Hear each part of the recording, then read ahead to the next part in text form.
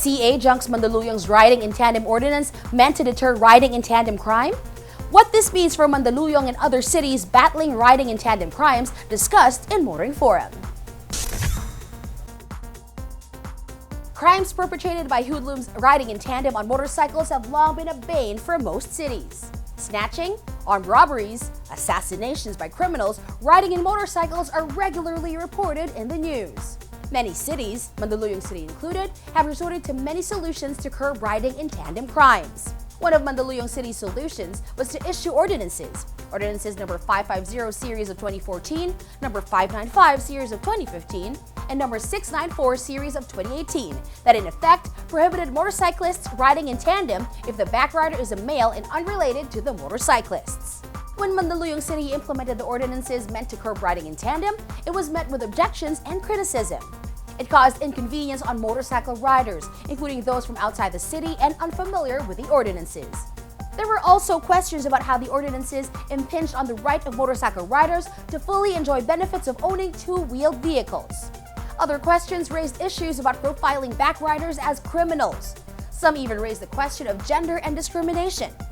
Why are male backriders singled out in the ordinance? One rider, Adino S. De Leon, formally raised many of these questions before a Mandaluyong Regional Trial Court in a petition filed to declare the ordinances unlawful and unconstitutional. The Mandaluyong Regional Trial Court judge who heard the case sided with the city in a ruling issued on July of 2020. The case was raised before the Court of Appeals, which in a ruling in 2021 set aside the decision of the RTC and declared the ordinances as unconstitutional and discriminatory both as to gender and as to the use of motorcycles as a mode of transportation. The CA also said the ordinances arbitrarily limit the movement and mode of transportation of male backriders, even though there is no direct link or available statistical data presented to show that motorcycle riding criminals are males. Mandaluyong filed motions for reconsideration before the Court of Appeals but failed to convince the appellate court to reverse its ruling.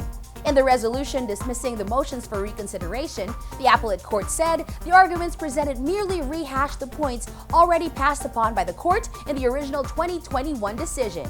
Many agree with the appellate court that riding in tandem can't be restricted by gender or the mere presumption that those who do are up to criminal activities.